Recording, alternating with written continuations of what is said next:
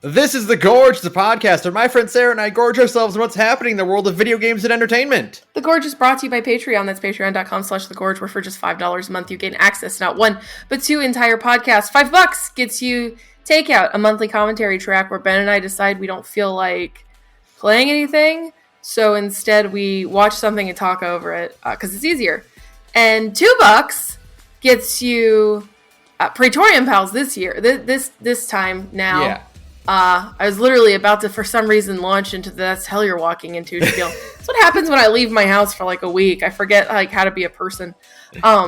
Anyways, $2 gets you Praetorian Pals, a series where Ben, Saturn, Oates, and myself sit down. We play the Final Fantasy. Ostensibly, Supposedly, we play the MSQ roulette of Final Fantasy 14. Usually, we just kind of end up doing whatever, though. It's fine. I mean, the most recent episode was us playing Left 4 Dead 2, so like... Right, so... I think... Didn't they announce, like, new Praetorian Pals, stuff for FF14, though? Like... Oh, that's right, we all have to farm... We gotta farm out Crystalline Conflict, so we can get the good mount the this good, time. cool mount, yeah. Yeah, we want the bunny So mount. we might be doing that for our Praetorian Pals. There you go. Just... about a half hour of looping. Screaming in PvP. I'm sure that'll be thrilling content. Yeah. Not even a guarantee that we'll be on the same team while we're doing it. Or even in the same match. That's the best part about FF14 is it's absolutely dog shit PvP matchmaking system that I hate a lot. Anyways, that's off topic. You can get all of that and more. We've recorded all kinds of fun stuff at patreon.com/thegorge. Thanks. Yeah. So, Sarah, what have you been doing lately? What the fuck do you think I've been doing? What the fuck do you think anyone has been doing? Literally anybody. Everybody I know has been playing The Legend of Zelda Tears of the Kingdom, right? Yeah. Like I went on, briefly, I mentioned it a few times, like in other places. I took a vacation up to Portland to see some friends, including Oates, which was very nice. But even on the plane, not only was I, but at least 6 other people were playing Tears of the Kingdom on the plane, right? Like, at one point I was just sitting at my gate waiting to get on the plane. I look over, and there's some guy playing Zelda. I'm like, oh my god, it's everywhere. The fact that the Switch does not have, like, a Street Pass thing built in is, like, it's such a waste, you know? It's such a waste. Because you get these big releases, and, like, everyone who's traveling is like, hey, you're playing it too, right? Like, I want my little me to, like, show up on, like, my gate and be like, hey, you're also playing Tears. Hey, there's another guy over there also. I see your video game. I respect your video game choices, yeah. Yeah, no. The entirety of the Disgorge, most people I know are playing The Legend of Zelda Tears of the Kingdom. It's good, surprisingly. It's probably one of the best games I've ever played. They took all of the things I had a problem with in Breath of the Wild and fixed like 90% of them. Except for its extremely bad inventory system. It's amazing. I'm almost impressed with how bad it is. Why do we have to have a dedicated whistle button for the horse too? No one's using a horse. Nobody is using a horse. You can build a plane. You can build a hot air balloon that can go like 11 million miles an hour if you're smart about it. And it's like, why would I use a horse? Especially because the horses in this game steer like dog shit. Oh, they're bad. They're bad. So it's like, I'm not going to use a horse. I'm going to use my sick-ass, like, hover bike that everybody makes, because it's extremely cheap, by the way. It's just, It's a control stick and 2 fans, and you literally have, like, the easiest, cheapest hover bike you can possibly imagine. You're welcome. But yeah, no, like, I don't want to get into it too much because we're literally going to do an episode about this one. But like the fact that we have a dedicated horse button, but you have to walk up and talk to your little spirit buddy companions to activate their abilities is insane. No, it's ridiculous. It's insane. I'm sorry. Like it's so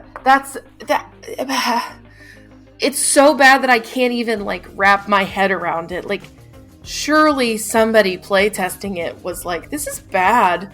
And everybody, it was Nintendo, was like, it's fine. We're going to ship don't worry this. about it. Don't worry about it. But other than that, other than some truly mind-boggling UI decisions, the game is extremely good. It's probably the game of the year, unless 16 somehow manages to overcome everything I've seen about that game. I'm very much looking forward to when Starfield comes out and we have a direct comparison of build your spaceship and how well that works versus build literally whatever you want in Tears of the Kingdom. Yeah, that actually is interesting because Starfield is coming out this year. And so it really will be like a toss-up, depending on how functional Starfield is. You know what's crazy? What? Breath of the Wild and Fallout 4 were contemporaries. Were they? 2015? 2015 and Breath of the Wild was like early 2016. Wow, they really were contemporaries, huh? That's crazy to think about. That's insane to me. God. Yeah, and so Starfield and Tears of the Kingdom will be contemporaries as well. Wow. I'm really looking forward to those comparisons. I'm really hoping that the rumors about Starfield being extremely unfinished, but just like being forced to ship when it's shipping, are not true. Mm-hmm. I really hope they're not true. I really like that. But we'll see. We will see, I guess. Either way, Tears of the Kingdom is good. I don't want to linger on it too long because we're going to do a whole episode about it. But it's good. I mean, it's extremely good. It's like it might be the best game in the series. You know? Yeah. That's all I've been doing too when I'm not streaming the Metal Gear Solid franchise, which finally wrapped up yesterday. That's correct. You actually finished Metal Gear Solid. A solid 31 days with breaks occasionally to play Zelda of Metal Gear Solid. Yeah. 1 through 4 and then Rising. We're going to do a Metal Gear Solid episode now that I can do that. Correct. That's so going to be like a 6-hour-long episode. Yeah, I'm not going to talk too much about the game, but like the experience of streaming it is like... Okay, so on my birthday this year, we went to a Korean barbecue restaurant. Okay. And it was a place where the grill is in the table, right? My friends and I, we all got this gigantic like party platter. We got 2 of them actually. Oh wow.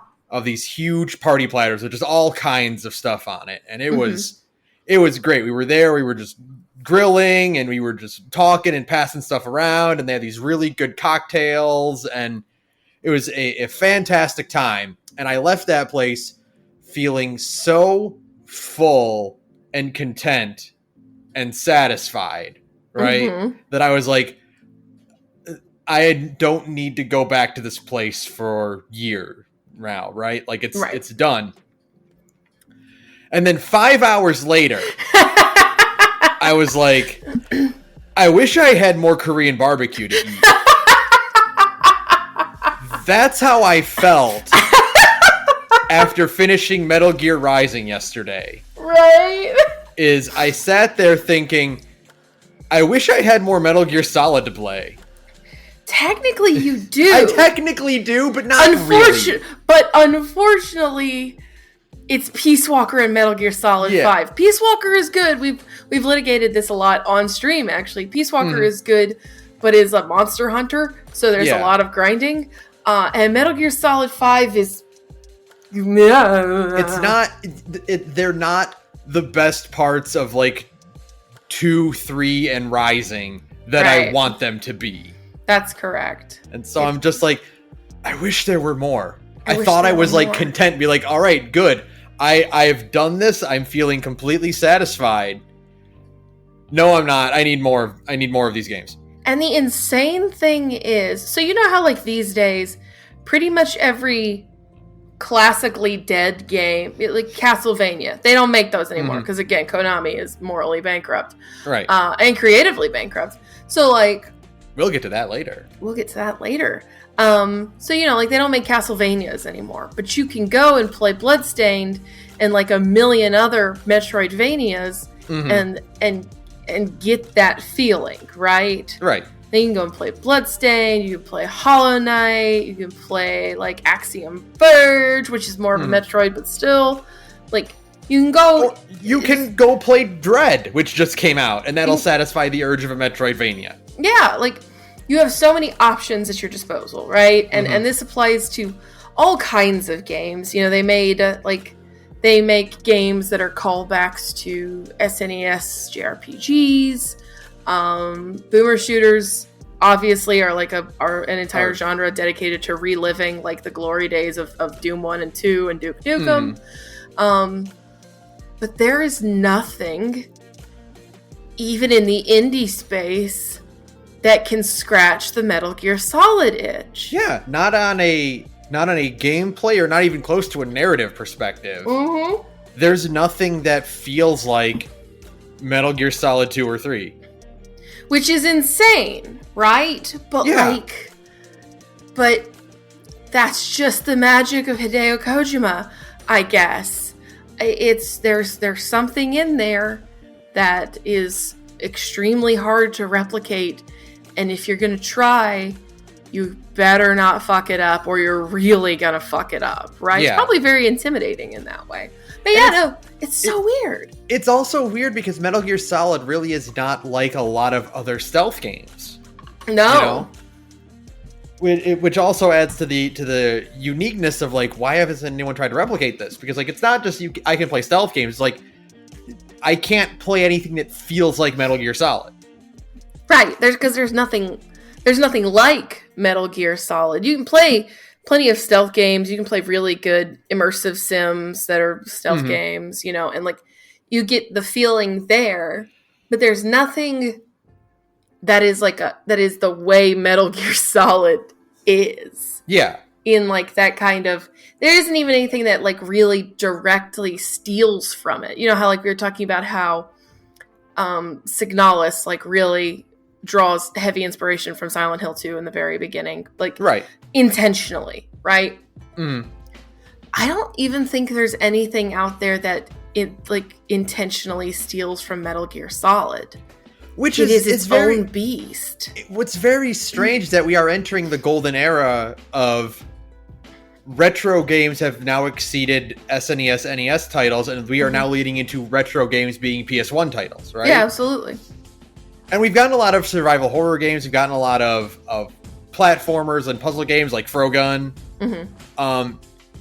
No one has tried to do the retro throwback to Metal Gear Solid 1. I don't know. It's just extremely hard to fuck, or extremely easy, to fuck up, right? It's funny because like, not really. Metal Gear Solid 1 plays very loose. Yeah. With its mechanics. In fact, all the and we'll get this in the actual episode, all of the Metal Gear Solid games that I played are so loose and flippant with the actual stealth mechanics in them. Right. So I'm very surprised because it's not like a character action game, which is very hard to fuck up, right? Right. Like we talked about how Hi-Fi Rush like threaded the needle of 3 different genres and managed to pull it off. Correct.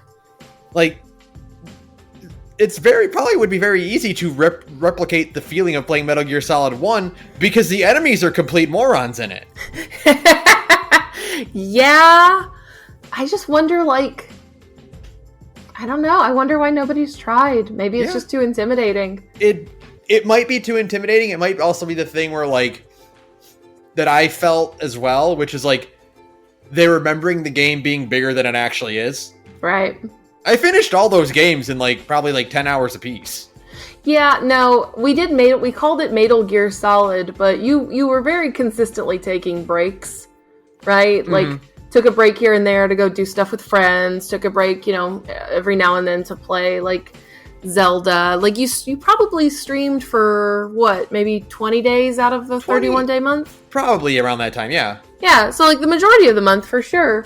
But you were not constantly having to play Metal Gear Solid in fear of not finishing in time. Yeah. Right? Like, you had more than enough time. Like, you had plenty of breathing room. The whole reason you put off doing, you know, Blade Wolf and Jetstream Stam when you did is just because, like, one, it meant I could be there finally. And two, it's good to end it on May 31st, right? Yeah. But, like, if you wanted to, you probably could have finished before then. Yeah, no, I could have given myself like 5 extra days to like not have to think about it anymore. Yeah.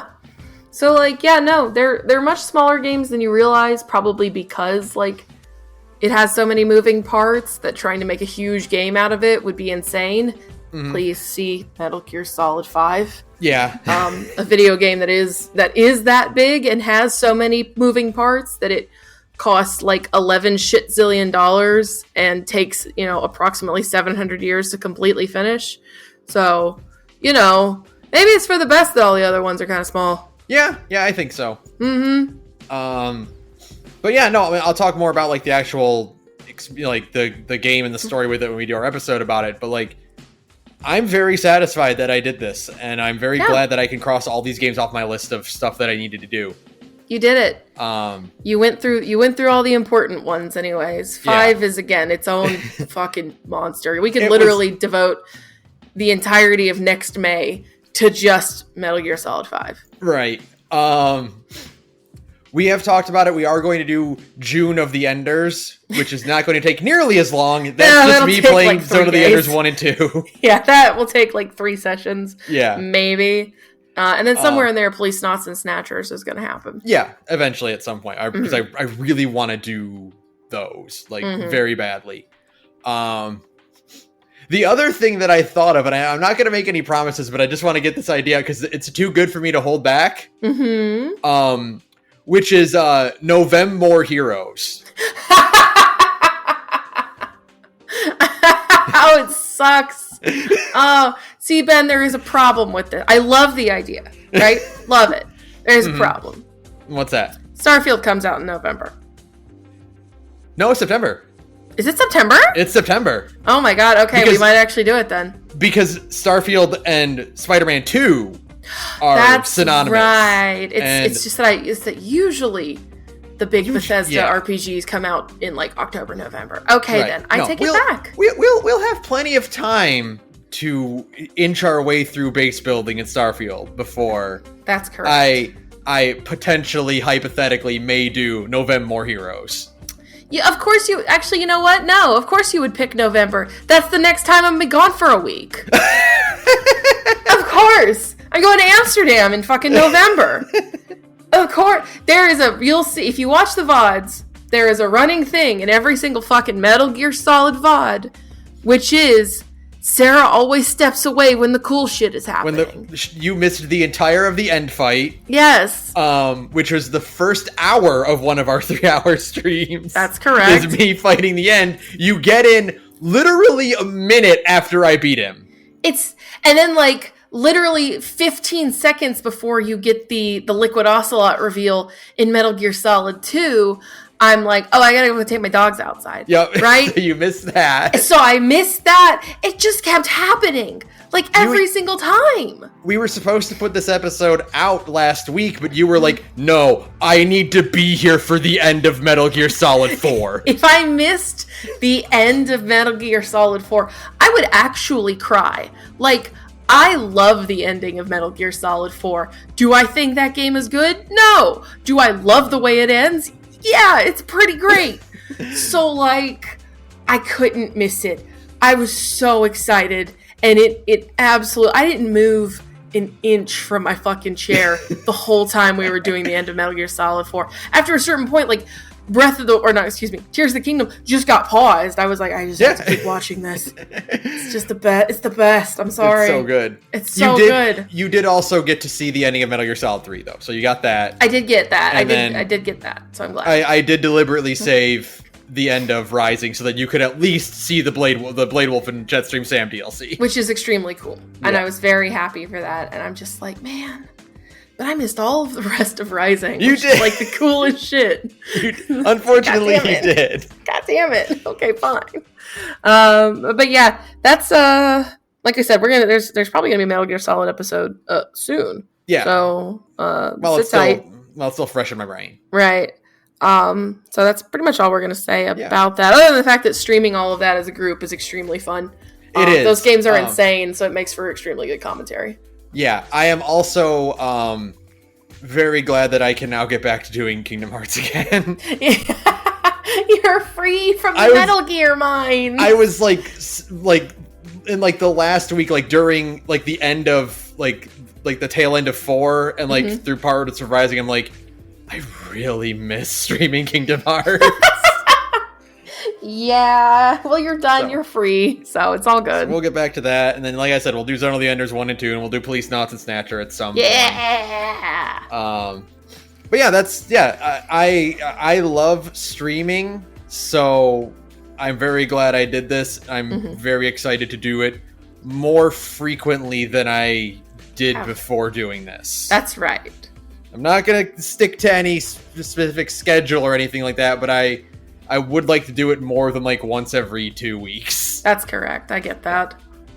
But yeah, we'll talk more about both of those immaculate super franchises when we get to them. Very soon. Yeah. For now, there's news that happened. A lot of news has happened. Literally, the whole reason, like, I was almost like, this episode can't happen this week because I'm so fucking exhausted, and it's Thursday, so it's super late. Like, all this shit is happening.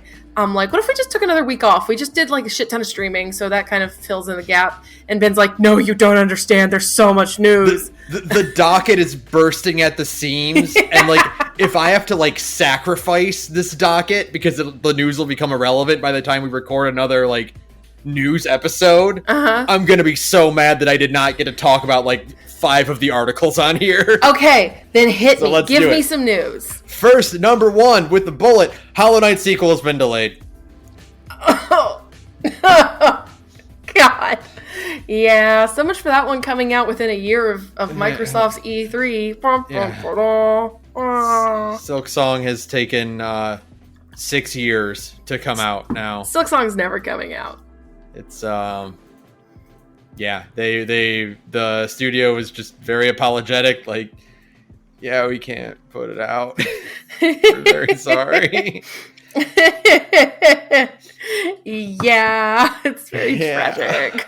More time for me to maybe play Hollow Knight now, I guess. That's right, except for all these other fucking video games that keep coming out. I know. Problem with wanting to play other things is that Tears of the Kingdom is out, and FF14 just updated, and Final Fantasy 16 is coming out extremely soon, and all of this other shit. It's like, oh no, where am I going to find the time to do this? What am I gonna do? Like, I can't play old games now. I don't have time for them. Yeah. At least until 16 is done, and I wrap up Tears of the Kingdom, right?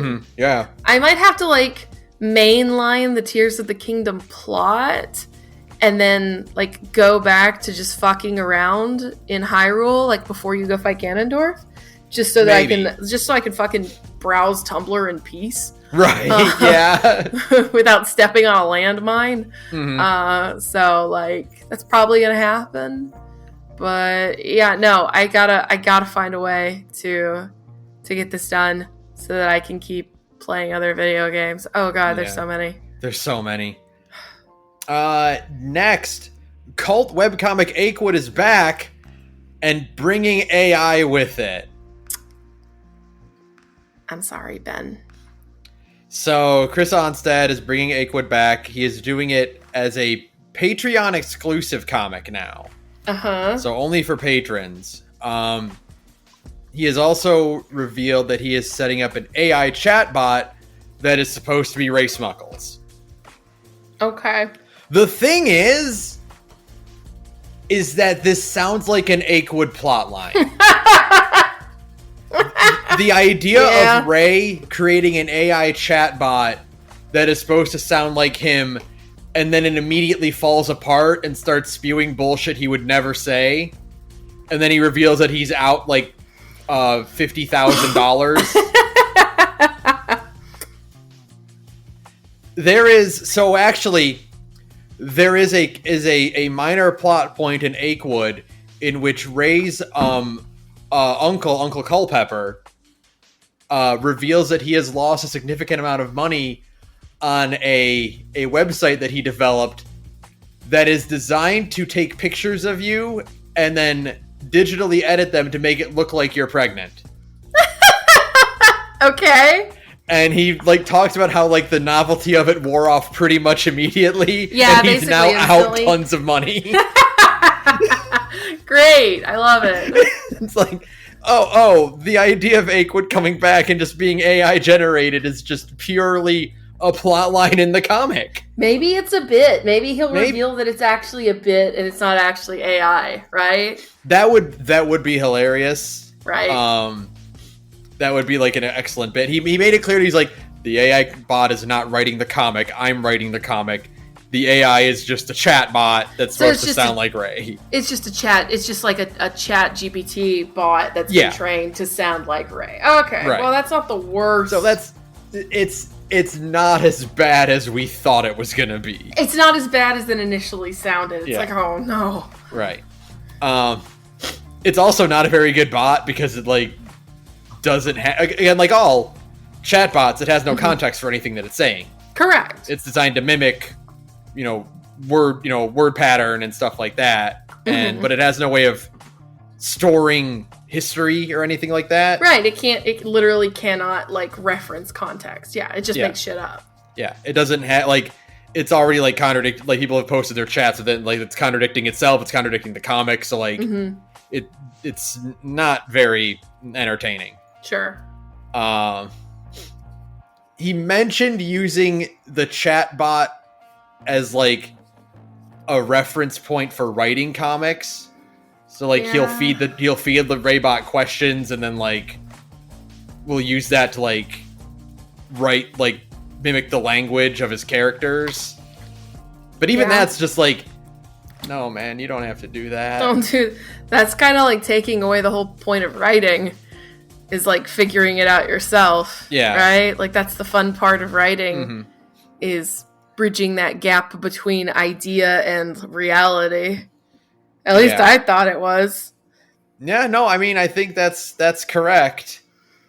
That's just what I assumed anyways. Yeah. So it's very weird. And I wish he wouldn't have done that. I like the idea of Akewood coming back. But it's kind of clouded by the whole AI thing. I don't even mind it being like Patreon exclusive, Like that's I mean I'm not a subscriber to his Patreon, but like I don't even mind that part of it because like you throw $2 and you get like a comic that he's probably like difficult for him to write now that it's been the comic's well over 20 years old now. Is Akewood really over 20 years old? There's a Twitter account that is Akewood 20 years later. And it's when the comic was posted in 2003 on that date is when it gets posted in the Twitter account. Wow. Oh, I hate it.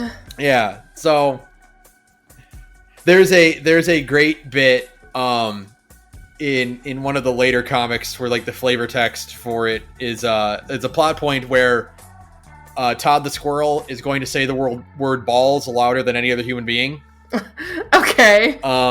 And when that plot line finally happens, the alt text is when this plot line started, my 11-year-old daughter was 0. Cool. By the way, cool thing, if he had to update that flavor text, it would say son instead of daughter now. Oh, nice. How sweet. Good for him. Next, speaking of AI. Oh no. Mortal Kombat 1's DLC fighters seem to have leaked. By the way, Mortal Kombat 1 is coming out. Oh. Shh. I see. They are so, but do you get it though? It's Mortal Kombat 1. Right. It's the 12th Mortal Kombat, and they're rebooting it for Mortal Kombat 1. Uh-huh. It's Mortal Kombat 1 2. Oh. I think Ed Boon is a war criminal and should be put in front of The Hague. I think that it's funny that this is the third time Mortal Kombat has rebooted itself. Now, technically, this one is not actually... So there are like 2 games called Mortal Kombat. But But there's only one game called Mortal Kombat 1, if you think about it. So it technically has a unique name, but it's still extremely stupid. It's very dumb. It's extremely stupid. It was a cinematic trailer, so there's no actual gameplay in it. Sure. The unique things about the trailer is that at the end of 11, like the plot of 11 is that Liu Kang becomes the fire god and usurps Raiden. Uh-huh. And he's like, I'm gonna fix the timeline. Oh no. So now Liu Kang is in Raiden's role as like the god who comes down to Earth to gather warriors to fight Outworld and whatnot. Sure. And Raiden is just some guy, like just some villager guy now. Oh, thank God. He's finally been knocked down a peg. And Liu Kang is a fire god. Okay. So that's like the big thing we've seen so far. We've also seen like Mileena and Katana and Scorpion and Sub-Zero. Sure. You know, all the classics, all the warriors. All the warriors are here.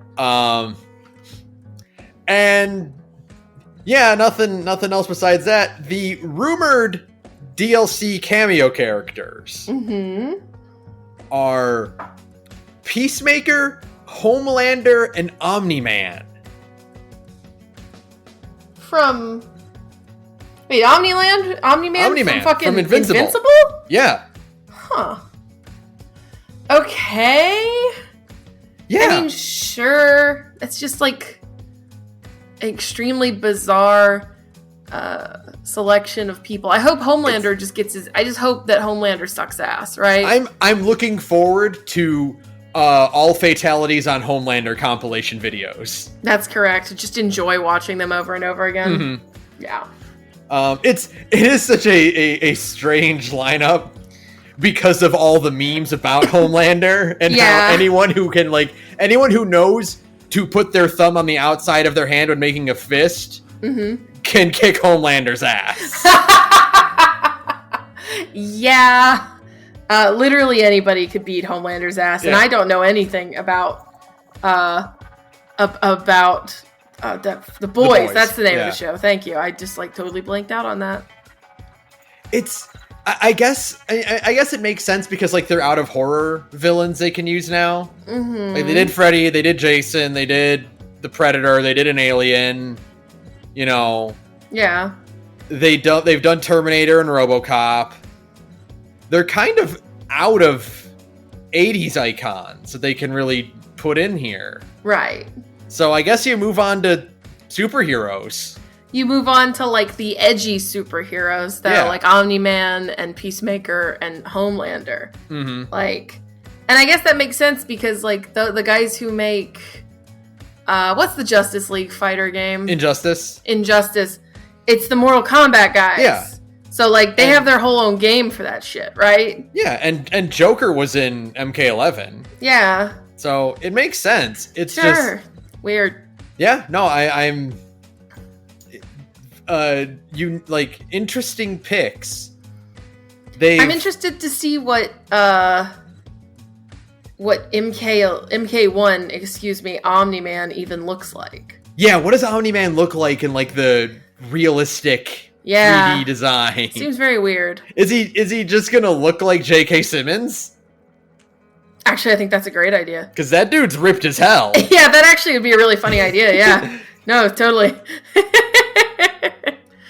As far as the game itself goes, again, we didn't see any gameplay in it, but they have announced something they're calling cameo fighters, which are apparently just like assists you can call in. Okay. Kind of like Marvel vs. Capcom style. Yeah. Where like you can like tap it and they'll come in and do an attack. So it's like their way of not making a gigantic bloated roster, but still getting all the characters in. Yeah, getting as many people in as possible. It's like, I don't know if we need Stryker to be playable, but he can still show up. Yeah. So, yeah, interesting.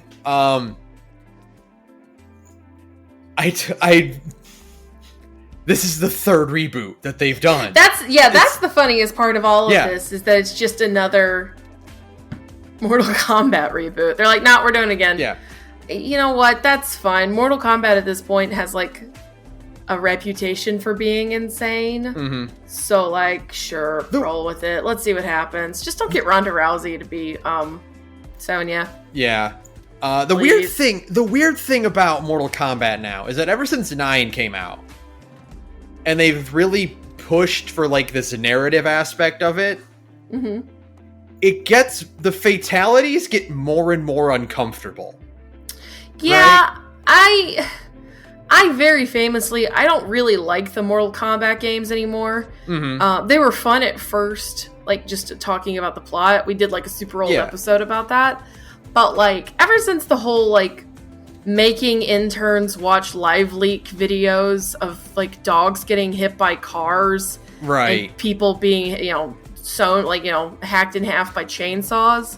Like, encouraging interns and your modelers and your contract workers to look at, like, realistic human gore that gives people nightmares. There's, like, I don't remember if it was either The Verge or Kotaku or Jason Schreier back when he wasn't with Bloomberg. One of them did, like, a whole thing about it, and, like, they talked about, like, how one artist couldn't even look at his dog anymore without seeing, like, what his insides would look like.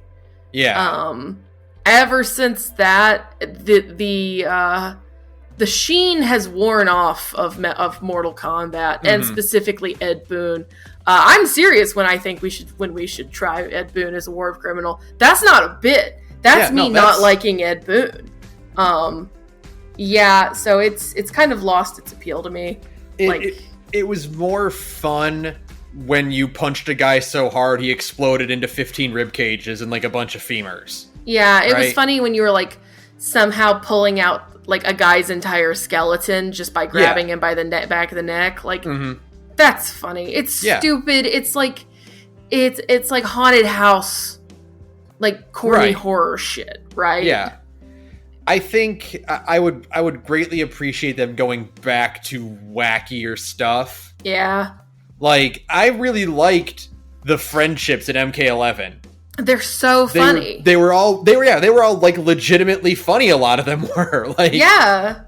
You get stuff like Kung Lao playing with a train set that wraps around his hat, and, like, it's much preferable. You get RoboCop doing the robot. It's great. Yeah. Like, I want to see more stuff like that, and less, like, very realistic, dismemberment and decapitation and stuff. Yeah, right? it's not really fun anymore. At that point, it's just kind of like, it just feels weird. Yeah.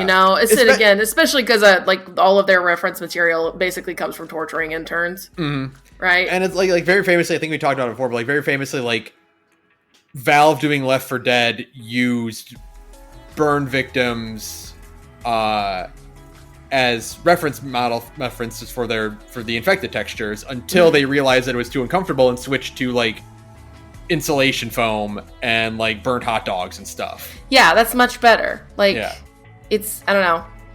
It's just weird. Yeah. It's not, at a certain point it feels voyeuristic. It doesn't feel like fun anymore. It's kind of like The Passion of the Christ. Right? Yeah. That's a movie that mostly feels like torture pornography. It's kind of like that. It's like, nah, I'm cool. I'm good, man. And it's also just like a much more minor thing, but, like, it just feels weird now because these are, like, characters and not, like, Kung Fu Man. Yeah, not like the same Kung Fu Man in yellow, green, and blue. Yeah. Right? Like, these aren't just like dudes in a costume that you pick because you want to do the fire breath or you want to do the ice blast. Right. Like, they've become, like, characters with, like, relationships and, like, dynamics, and it just feels weird now. Yeah. It's not my thing. I don't like it. I don't like Ed Boon. I don't like that people still respond to him on Twitter. Like, I think he should get Randy Pitchforded. In that, like, he's just, like, a social pariah and only, like, his weird little, freaks talk to him. Yeah. But people still respond to Ed Boon a lot. It's like, okay, that's cool. So I guess you can just torture interns for fun and for profit if you want. That's fine. Yep. Next rumor. Disney and Square Enix working on Smash Bros. Inspired game called Disney Domination. This ain't gonna be good, Chief. I saw that trailer for what is literally a Splatoon ripoff, but with like Persona characters from the Sony E3 show, and it looks really bad, guys. No, Sarah, this is definitely a real product that they're making. Yeah. This is definitely a real game that Disney is working on. I'm going to show you a screenshot of it that proves that it's going to be completely legitimate. Let me see if I can find it real quick.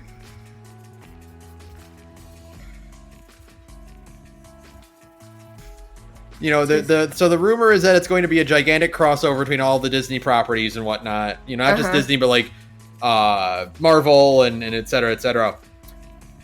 But no, look, this is definitely a real thing. This is definitely a game that's going to exist. Oh yeah, no, that's legit. I see now. Yeah, no, this isn't real. Okay, I get you now. I didn't even see this rumor on Twitter, so I was like, I mean, Disney gave Square Enix the fucking Marvel license, and they immediately screwed the pooch. I can see them fucking up and doing it again. But no, this is not real. This is a fake video game. It is vaporware. Here are the rumors of the details of this game. Sure. 55 characters at launch. Yeah, okay. Online modes including 12-player online battles, voice chat, Disney Dominion missions, and more. It will boast a unique art style that looks like something out of Unreal Engine 5, and it's supposed to be edgy. Yeah, okay. Okay. No. Okay. That's not happening. Yeah, I believe you on that one. Definitely a real game that's actually coming out. Yeah, totally. Next, Archer Super Spy Adventures are finally coming to an end after the series' 14th season. What do you mean Archer ran for 14 years? 14? 14 2009 it started. 14 is way more of Archer than I thought. Like, I thought they canned that show back at like 7 or 8, right? Yeah. No. Apparently not. Apparently no. It just goes forever. It just went forever. They just... After a certain point, that gag has got to get old, right? I didn't watch it. This is like every time I find out that, like, Always Sunny is the longest running sitcom in history. Yeah, or like the fact that Supernatural ran for like 16 seasons or something like that. And it's like, really? What do you mean? They're just like, and I know Always Sunny is really funny. It's just like, I have just never watched it, right? Yeah. It's just, it's something that exists completely on the periphery of the kind of shit I watch. And it's not like, for Archer and Always Sunny, like, it was never like I wasn't aware they were still making it. It was, I didn't realize it had been this long that they've been making it. Right. Like, I would, if I had to guess and didn't know, I would say Always Sunny was like is in its 5th season or so. You know? Yeah, no, I totally would. If you had asked me, like, well, how long has Always Sunny or, you know, Archer been running? I'd be like, I don't know, 6, 7 seasons, maybe? Like, but no, the longest running sitcom, and Archer ran for 14 fucking years. Okay, sure. And I liked what I watched of Archer. I didn't watch a whole lot of it, but, like, I thought it was an enjoyable series. So. Sure, I never watched it. Yeah. Yeah, I'm just... Good for H. John Benjamin. Good for him. Getting to work. Between this and Bob's Burgers, which is also going on for a really long time. Yeah, Bob's Burgers is not going anywhere. It's like the new, like, Simpsons and Family Guy. Like, that show's not going anywhere for a while. It's still funny. I watched a couple of episodes on a plane ride. Oh, Bob's Burgers is an all-time classic. It's a classic, yeah. It's extremely good. Yeah. Speaking of things that are coming to an end... Oh no. You didn't think we'd get through this news docket without some Blizzard Activision stuff on it, did you? Yay! It's time for the Blizzard section of the news, guys! Brr, I'm so cold in this blizzard. I don't like the Blizzard section. I would like to go back to this Always Sunny section, thank you. Overwatch 2 PvE hero mode canceled. Quote, a difficult choice. Extremely funny. They literally, the whole reason that Overwatch 2 was supposed to exist was so you could do PvE. Yeah. Like, that was the entire reason that Overwatch 2 justified its existence, was that, like, it was gonna have a PvE, like, section that you could play with your friends, because some people don't like PvP, and it's like, oh cool, this will be a thing that you can just goof off with your friends and do without having to deal with, like, assholes, right? Nope, never mind. No. They canceled Overwatch 2. They basically canceled Overwatch 2. At this point, Overwatch 2 is just a skin for Overwatch 1. Like, there's no difference between those two video games. You right? could reopen the Overwatch 1 servers at this point. It'd probably have more players in it. Yeah. You know? Incredible. It's really amazing is the thing. It's very funny to me that, like, Blizzard just keeps fumbling the bag. However, this does continue my long-running thing of, if you're still playing Blizzard games in 2023, you get what you deserve. Yep. Like, absolutely. This goes back to when Blizzard, like, first launched Overwatch 2, and it was having a hard time. And even back then, I was like, if you're still playing Blizzard games after everything that's happened, you get what you deserve. You get to, you know, have the fucking phone game just monetize you to death. If you're still playing, if you play Diablo 4 and it's also monetized to fucking back, sorry. Yeah, no, I don't feel bad for you anymore, right? This is on you. It's on you. Stop playing them. Play literally any other game. Play Team Fortress 2 instead if you want to play like a fucking shooter with your friends. Yeah, it's got PvE. It's got a robust PvE mode in it. It's got PvE. So maybe you should play a good video game instead of a bad video game. You know, just an idea. I'm just in awe that they're just like, the reason we had to shut down the Overwatch 1 servers. We can't do it anymore. We're not going to do it anymore. Never mind. You know, it's because our company has such intense brain drain from, like, everybody who's quit, right? That we can't even manage, like, a fucking PvE zone. It's like if they put out Street Fighter 6 and they're like, oh, we couldn't put versus mode in. Yeah. Like, it's like, or even more so, it's kind of like, you know how, like a lot of what Street Fighter 6 has been advertising is the whole, like, open world, play as your own character kind of thing. Like, that's been a big part of the advertising. It's like, what if the game launched and they just didn't include that, even though it was in all of the, like, materials and the ads and shit? It's like, never mind. That's not even as bad, because at least even without, like, all that stuff, Street Fighter 6 is still a functionally different game than 5. Exactly. Like, visually and play style wise, that's still a very different video game. Yeah. Whereas Overwatch 2 is literally just Overwatch 1 with more stuff on it. That's right. With more ugly tech greebles. Yeah. Even when they backported the Left 4 Dead 1 maps into Left 4 Dead 2, they felt different because of all the stuff that got added into Left 4 Dead 2. Exactly! Because, like, Left 4 Dead 2 plays an extremely different way. Yeah. Just amazing. Incredible that you cannot even put out the thing you made this to put out. Truly a stunning display of complete and total incompetence. Well done, guys. Congratulations. Next, interview Tears of the Kingdom in the State of Zelda with Aonuma and Fujibayashi. This is a really cool, lengthy interview with the two of them.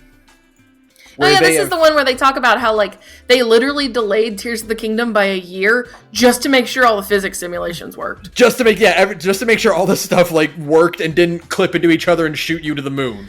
Yeah, exactly. Which is awesome. Like, that's exactly how it should be. Yeah. They have also hinted at and suggested that this will be Zelda going forward. Sure. That they are going nuts to and bolts. Yeah, like, continue, like, the open world play in this environment with a limited set of tools that can do a lot of things. Sure. Kind of gameplay that Breath of the Wild and Tears of the Kingdom like initiated. Sure, and that's okay by me. I would like the temples to be harder next time. Yeah. We'll talk about that. But other than that, I think that's a perfectly fine like format for Zelda to be going forward. Mm-hmm. I think since we don't have handhelds anymore, this is kind of a positive and a negative in certain situations where it's like, because we don't have lower threshold consoles like handhelds anymore, we do not get the games that would go on those consoles anymore. Right, we don't get any more top-down, like, old-school looking Zeldas and stuff like that. Like, those are probably gone for good until they, remake The Legend of Zelda 1. Sure. At some point, Right. Or we get, like, have we gotten, like, A Link to the Past for real remake yet? No, because Link Between Worlds is like a pseudo sequel to it. We have Well, we got the GBA like port of it. Yeah, that's still too long ago now. And it's also not the same. Yeah. So I think the next step is that they'll probably do, because they did a Link's Awakening remake. Mm-hmm. So their next step will probably be just to make a top-down Zelda. I could see them redoing A Link to the Past, right? Mm-hmm. Yeah, I could see that as well. Yeah. There's like a fair bit of A Link to the Past in Tears of the Kingdom. Yeah. So I can see that happening. But I'm totally okay with this being what Zelda is going forward. Sure. Hopefully not in this, just they don't stay in the same world. I would like them to build a new environment after this one. But they should bring back the hookshot. They should bring back the hookshot, and they should bring back proper dungeons. They need to bring back real dungeons, because, we got real dungeons kind of in this one, but, no, not really. Not really. They're pretty small. They're pretty basic, yeah.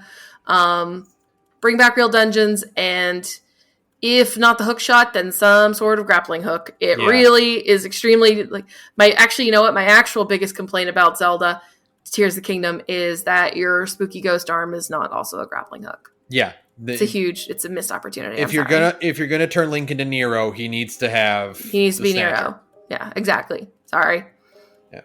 But no, this is a really cool interview. There's a lot of fun details in there. It's too much for me to go over entirely, but sure. Yeah. Incredible that Nintendo was just like, we're gonna take an entire year to refine the game. Yeah, it's awesome. There's a reason, and now this game is out, and everybody is just like, okay, but the physics in this game are black magic, right? They shouldn't work as well as they do, and yet we are. There's that tweet of the dev who's doing the one shrine with the bridge. Yes, you have to roll across the lava, and he's like, I'm in tears. I'm literally kneeling on the ground. That this works. that this works at all. Yeah, it's amazing. It's that old adage of game dev where it's like, hey animators and programmers, we need you to design a space dogfight with 1,000 unique ships in it. Okay, no problem. This character needs to drink a glass of water. Fuck you. Yeah, exactly. How dare you? How dare you? That actually reminds me, because it's one of those things that you never notice until, this is a tangent and you just have to go with me for it. It's never it's a thing you never notice until somebody points it out. But somebody pointed out that there's a cutscene in Dead Island 2 where multiple characters exchange an item over the course of a cutscene. They're all exchanging a gun between themselves on screen, right? And then I was thinking about, there's a cutscene in Final Fantasy XIV where, in the most recent patch of 6.4, where Varshan is holding something in his hand and he gives it to the Warrior of Light. And he's physically holding the item. He gives it to the Warrior of Light, and then there's a camera cut, and then the Warrior of Light is holding it. And you go, oh. That's actually a really hard thing to do. To show two people passing an item between themselves, right? Mm-hmm. Yeah. Is actually really hard. It's incredibly difficult. That's why a lot of these games have the canned animation of, we're going to hold my hand out and the item's going to just warp. Right. You hold out your hand and it's like an empty hand, And it's just the implication that something is being passed between two characters, because otherwise that's too much. I remember seeing an anecdote of someone who was like, the storyboard for this cutscene was like, so-and-so, the character, opens her purse and reaches it and grabs something. And she's like, I don't know about that one, Chief. We can't do that. That's actually really hard. Actually. That one ain't happening. That one requires like a shit ton of like tech, you know?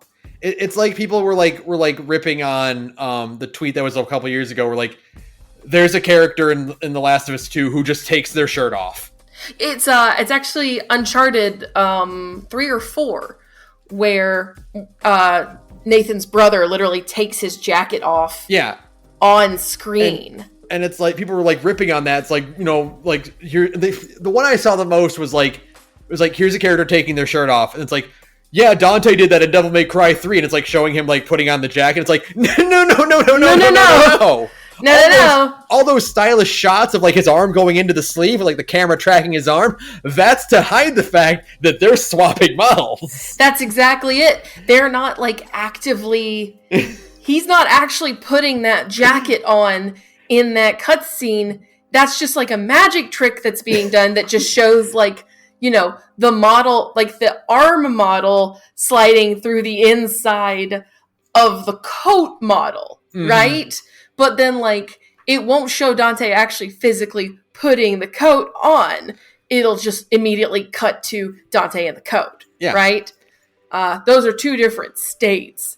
And being able to like take a jacket off and put a jacket on and like take the tie off and stuff like that is a big deal. It's great. It's an amazing use of and it is great. It's like, it's just such a weird disparity of like the bridge in Zelda, where it's like, of course you just it straightens itself out and it like, goes taut and then you can walk across. It's like, no, you don't understand how difficult that is to actually do. But how did you do that though? You don't understand. We can glue objects to each other now and they just like function. The black magic of just the control stick in Tears of the Kingdom. You mentioned like the fan and how like you just strap two fans at the bottom of a board and put the control stick on. Yeah. And you can maneuver it left and right. Yeah, the fans are going up and down. You can do the same thing with the fans were going horizontal. Yeah. And that's insane. That's insane. Absolutely. Like the mere fact that you can build like the simplest hover bike or a huge fucking monstrosity, right? You can build that, and the control stick generally knows how to steer both of those things is insane. Absolute just madness. Witchcraft. It's extremely cool. Anyways, Tears of the Kingdom is like a fucking magic trick being performed. Yeah. It's like Chris Wolfhard said in one of the episodes, like, this might be the first game that justifies being $70. That's correct. Just because of like the amount of insane physics simulations going on otherwise impossible. It's crazy to me. Yeah. So check out that interview. It's very cool. I'm very excited if they are being like, this is what we're going to do with Zelda going forward. Next, it's another article for me. Oh no. The Marvel Universe mourns one of its brightest stars. So, hey, Amazing Spider-Man 26 came out. Hey, do you want to know what happens in it? Oh, no, I know what happens in it. Trust me, I follow you and Red on Twitter.com and Mr. J on Twitter.com. I know what's going on. Hey, so they're killing Miss Marvel in Amazing Spider-Man. They killed Kamala Khan, just like that. They killed her off like a dog. Just like that. She got stabbed in the back by a big monster man. That's right. And then she died. In Spider-Man. Are you having fun yet, Ben? In Amazing Spider-Man, a comic that she was in 8% of. Like, someone counted, and she's in double-digit panels. Great. Throughout the entirety of the 26 issues of Amazing Spider-Man. Extremely funny. They literally put her in to kill her. Yeah. They literally put her in to kill her. Yeah, that's it. That's like the whole reason they put her in. Amazing. So that she could die. Even better, I saw the page of it. Yeah. They basically get to have the glee of killing 2 female characters on screen at once. Yeah. Because she shapeshifted as Mary Jane, right? By the way, Kamala can't do that anymore. Great. She does not have the ability to shapeshift anymore. She lost that power very early on. Oh, well, they don't care. She can't do that anymore. But so they this really shouldn't have happened. But they really wanted to do it, though, Ben. Isn't that cool? Are you having fun yet? Boy, howdy is John Romita Jr.'s art bad? He is 70 plus years old. He cannot do this anymore. Okay, yeah. He's got to hang it up. It's time. You gotta put that baby to bed, my man. He cannot draw faces anymore. It's really bad. It can't be done. It's actually kind of impressive how bad it is, you know? Kamala Khan died surrounded by people that didn't know her. Yeah, for just like the cheapest of all possible, like, on-screen deaths. Yeah. Just for like some shock factor, so that people will basically hate buy your bad comic. Mm-hmm. You know. The only good news about this is that the fucking kids are gone. Yay! The stupid kids got evaporated. They completely atomized those dumbass kids. Thank God. Oh, it's so fucking bad. I am in disbelief. In physical pain. That they're gonna try to act like this is like some big impactful, tragedy. Mm-hmm.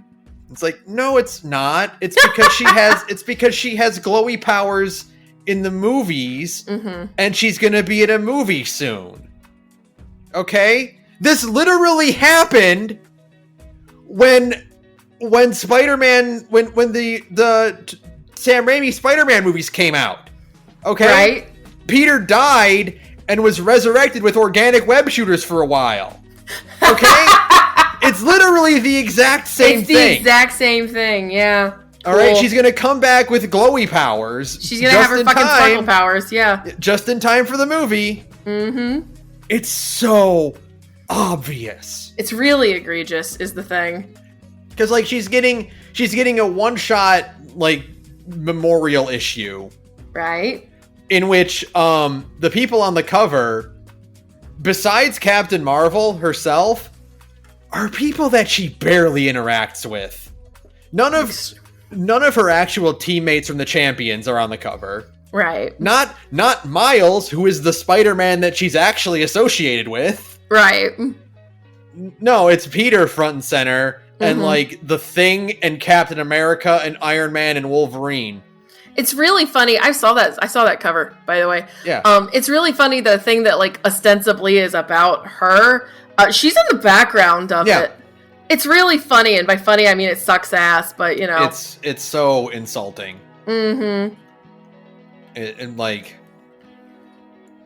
you couldn't have a character death that is more market bait than what they're doing right here. Right. She doesn't die in her own comic. Nope. All right, and then she dies in the fucking Spider-Man comic because that's the one that does Big Numpy. Mm-hmm. And then she's getting a one-shot memorial issue, and that's it. Like, there's no other fallout or repercussion for this. And she's just gonna come back just in time for her movie to come out. Like, that's right. They'll bring her back just in time for her to show up with her shiny new powers and get to use those instead.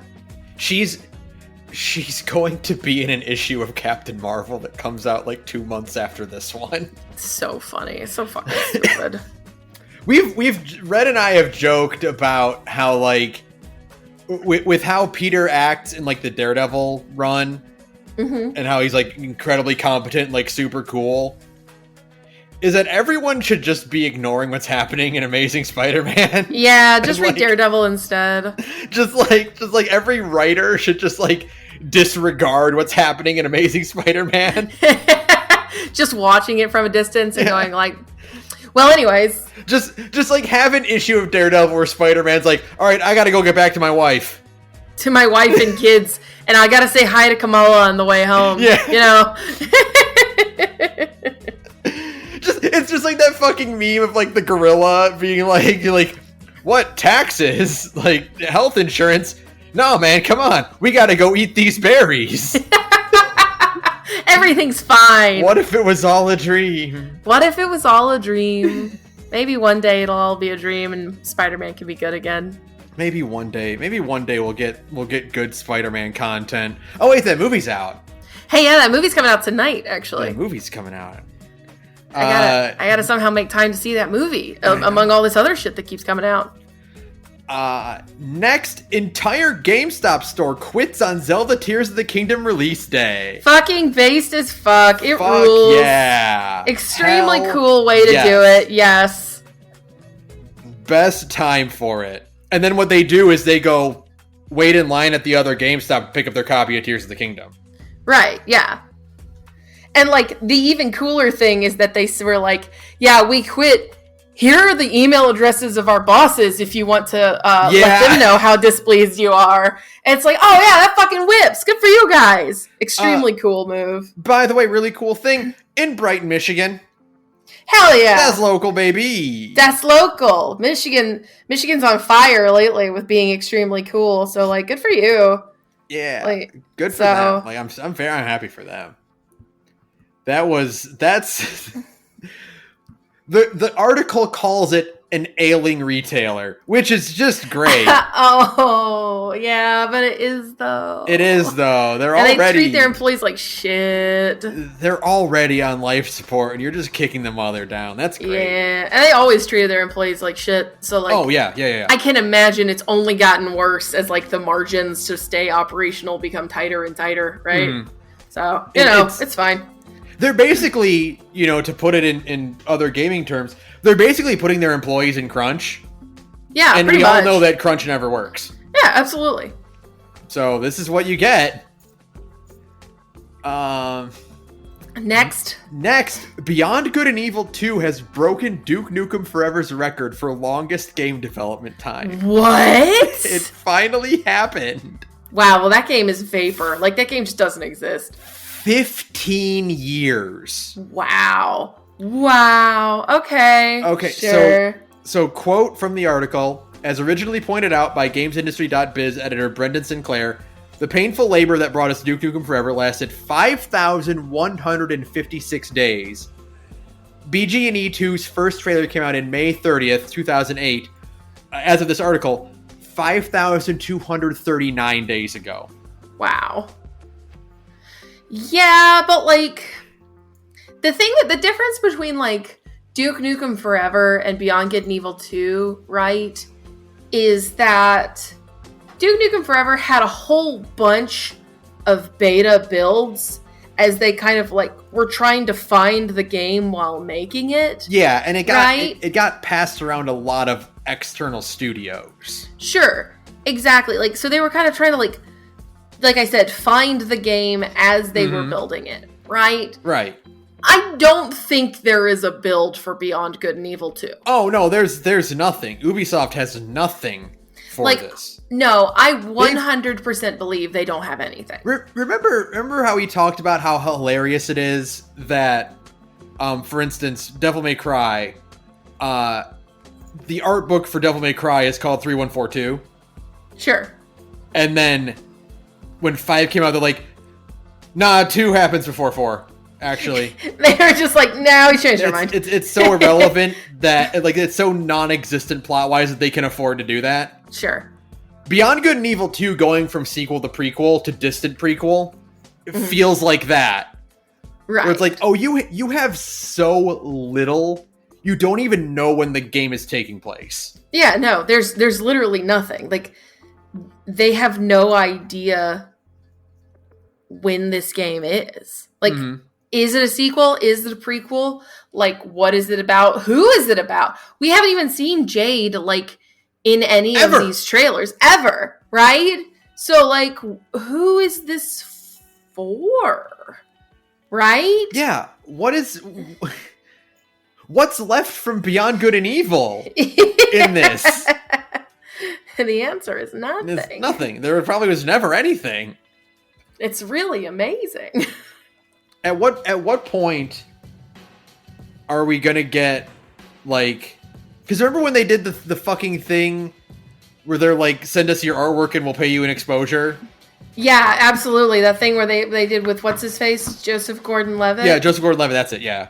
Yeah, and they're like, if you send us your artwork for assets within the game, we'll give you exposure bucks.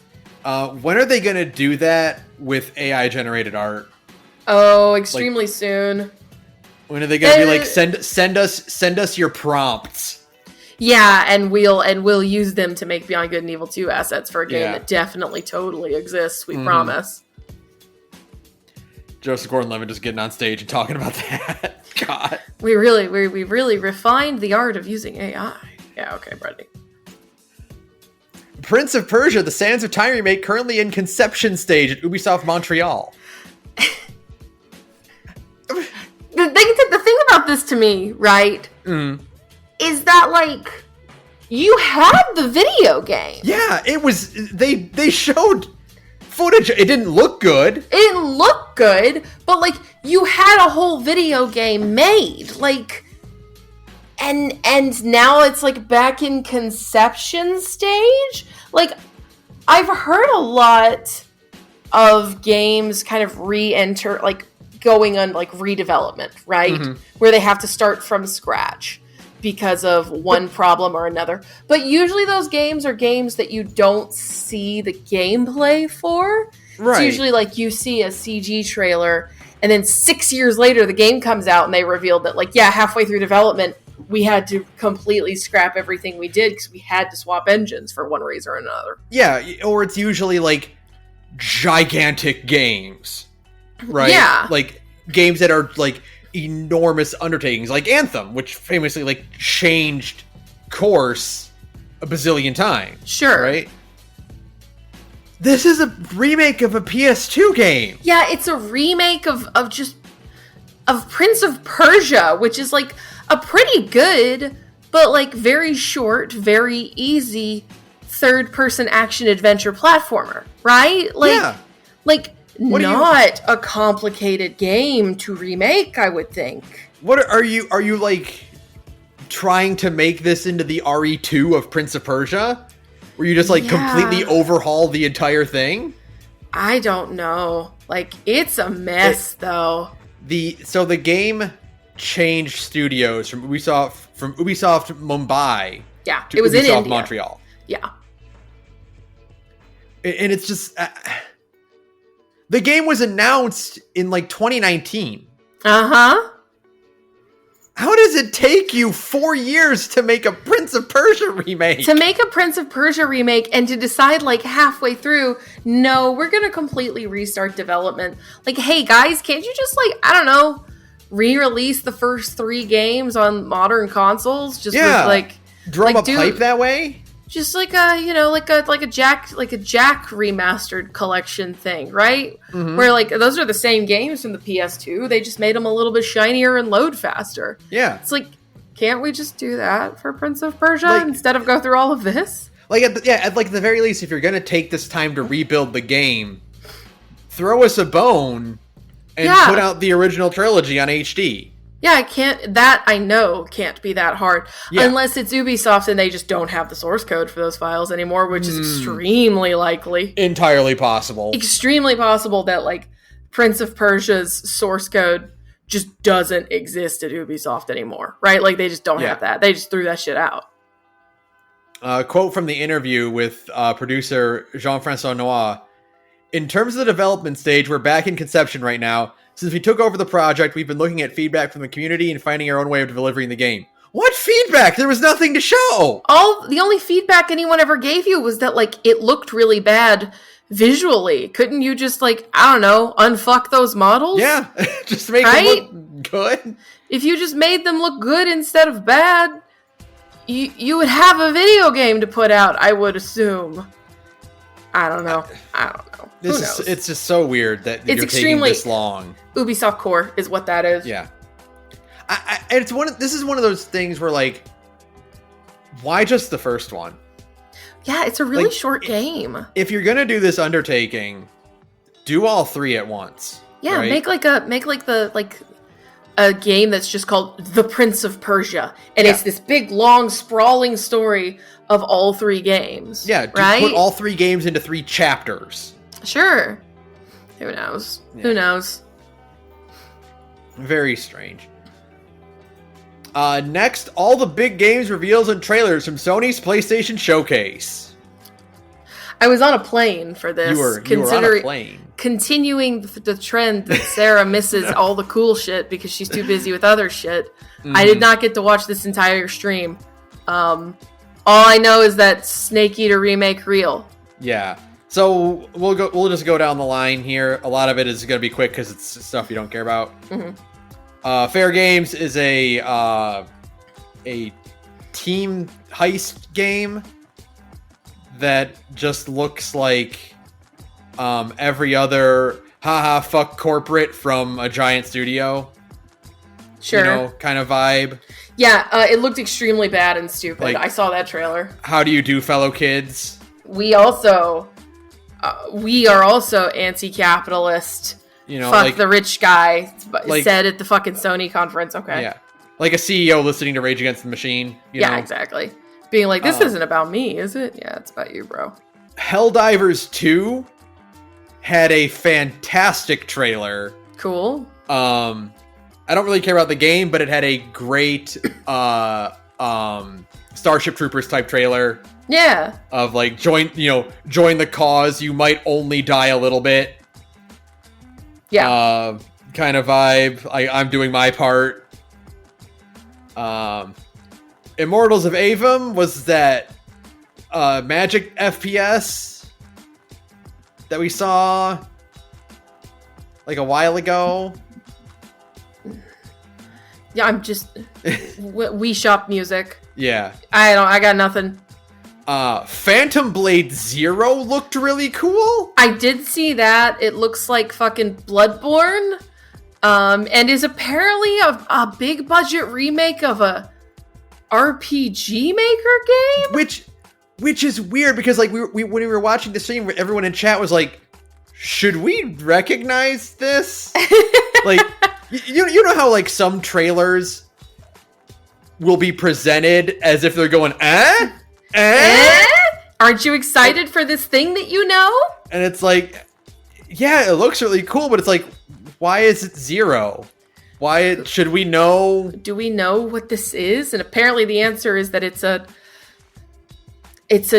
niche RPG Maker game that is for some reason getting the big budget Sony treatment. Okay. I mean, it looks sick as hell, so it's fine. Yeah, I don't mind that.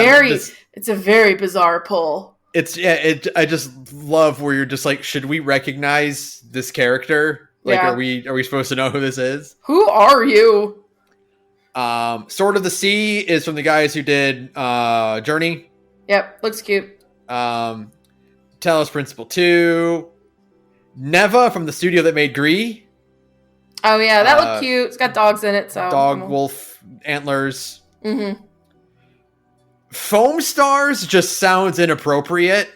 It looks inappropriate. It looks like a game that was meant to cater to SFM porn artists. Right? I can't wait. We're gonna see the pink-haired girl next to Diva. Oh, everywhere in positions you never wanted to see her in. Mm-hmm. Ever. But like that's exactly what all of those character designs are. It's just no. The trailer opened with like this like industrial city type thing. Yeah. And we're all like is that Midgar? Is that Are we doing FF7 right now? Is this the bouncer? What is it? And then immediately we see the characters, you're like, hero shooter. Oh, okay.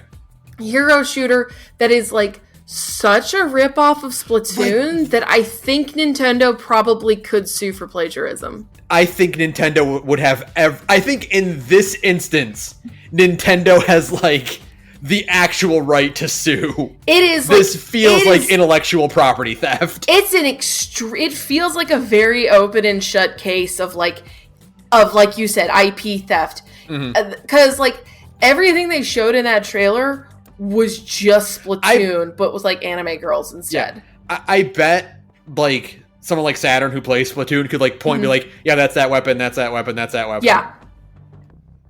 It's really egregious. I was just, like, I saw that trailer and was just, like, they're not even trying to hide it. Yeah, no, it's super blatant. Like, even the vibes of kind of very colorful, industrial, kind of pop-punky vibes going on, right?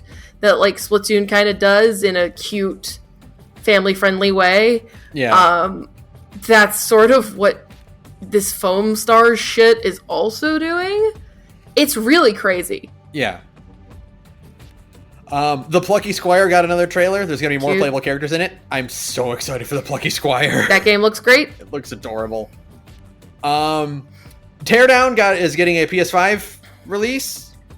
I don't know what Teardown is. It is a voxel chaos destruction game where you go and break walls and buildings and stuff. Sounds cool. And then the Snake Eater trailer. Metal Gear Solid Delta. Trailer. Yeah, it's interesting. You don't really see much. You don't see much. It's a very Western trailer. It's definitely made for, like, the Western MGS fans. I am tentatively excited for this. I don't want to get my hopes up too much. I feel very conflicted about this. Sure. As if I'm someone to talk about big Metal Gear Solid fan excited to play it for the first time. Now, in your defense, you have now played enough Metal Gear Solid to make yourself a legitimate Metal Gear Solid enjoyer. Right. So I have a lot of problems with this right away. For one thing, the trailer didn't show us anything. No. Right? Like, it was a very bizarrely framed trailer that was very un-Kojima. Sure. Well, right? That's because Kojima isn't there. Yeah, he's not. Well, that's one of the problems. He's not involved in this whatsoever. Neither is the artist. What's their name again? Yoji Shinkawa. Yoji Shinkawa, yeah, is not involved in this whatsoever. The trailer is framed in such a way that, like I said, very Western, which is, here's our cinematic trailer. At the end, it's the big pop off. Here's the guy, right? And then immediately afterward, they announced we're doing HD ports of 1, 2, and 3, right? Sure. Later on, they announce we're bringing back the original voices for the game. Problem is, some of those actors are dead. Right. Which means they're just going to be recycling the audio from the original version of the game. Sure. What this means is that they can't actually change the game too much. Because stuff like Paramedic and Zero teaching you how to play the game are there's not a tutorial. Those are voiced audio logs. You call them on the codec and they explain. Like, one of the things I noted while playing it is, like, how many characters blatantly say, press the start button, go to this menu. So, like, if you can't redo those voice lines, you can't redo those mechanics. Yeah, the interesting thing about this is that it's like, okay, well, some of the voice actors have unfortunately passed on. But you can still get some, if not the majority of them, back in the studio to record new dialogue, right? But we have this problem called David Hayter can't do the voice anymore. Yeah. David Hayter has been on record to say that doing the Solid Snake voice is basically what destroyed his voice. Right? So, yeah, we really can't get the actors in to do new voice lines because the guy they would all be talking to can't do the role anymore. Yeah. So all the bones of the game can't change. And maybe that's okay to a certain extent in, like, my head, because Konami is creatively bankrupt, right? Like, for the sake of Metal Gear Solid 3, it might be better if it's just a 1-to-1 remake. And the problem I have with that is that they just announced they're going to port the HD version to PS5. That's correct. So you're releasing the same game twice. That's right. But, like, I guess it's because it's an easy it prints money button. Yeah. Right? To just put out fucking MGS3 again, but this time with shiny, fucking Unreal 5 engine graphics or whatever. Like, I get it. I can't bring myself to be excited. No. Because this would be like if we're putting out the RE4 remake, it's just original RE4 and the RE engine. Yeah. It's kind of like if you remade Silent Hill 2, but nobody involved with Silent Hill 2 is making Silent Hill 2 remake. Anyways, right? I can't believe that's happening. It's fine. Anyway, like, they should have just bitten the bullet and been like, whole new voice cast. We're recasting everybody. Yeah. Yeah. Calling this Delta and not 3 kind of hints at they're gonna do this for like all of them. Sure. Which is weird.